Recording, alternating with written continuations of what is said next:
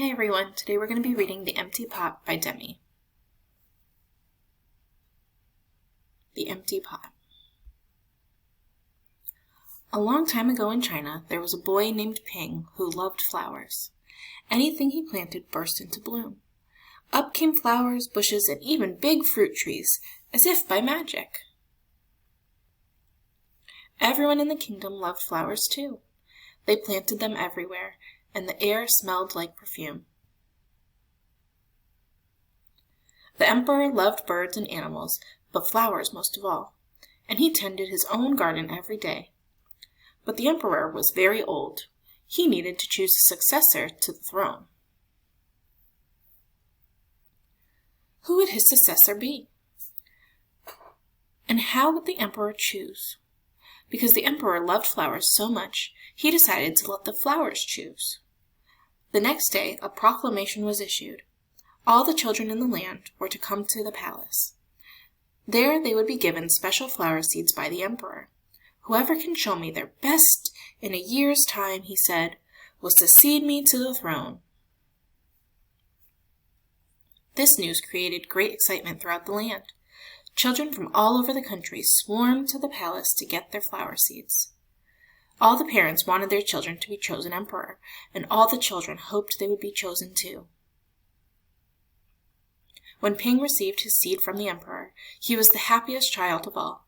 He was sure he could grow the most beautiful flower. Ping filled the flower pot with rich soil. He planted the seed in it very carefully. He watered it every day.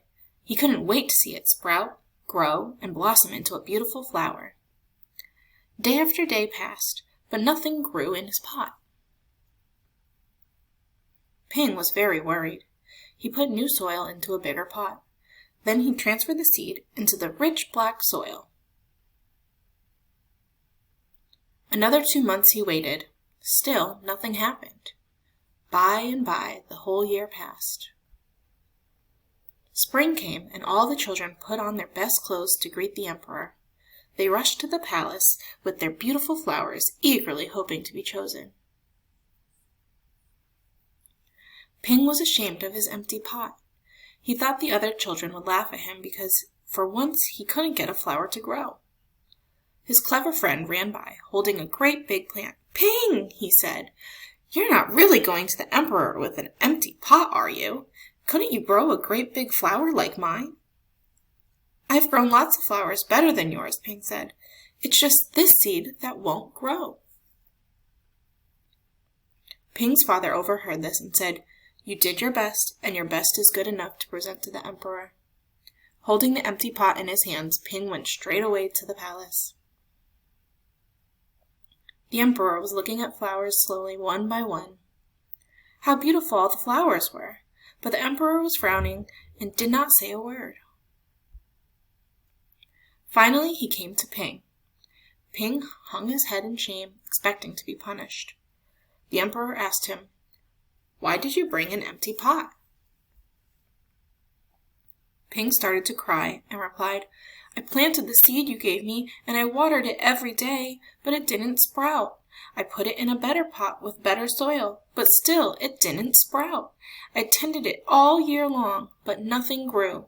So today I had to bring an empty pot without a flower. It was the best I could do."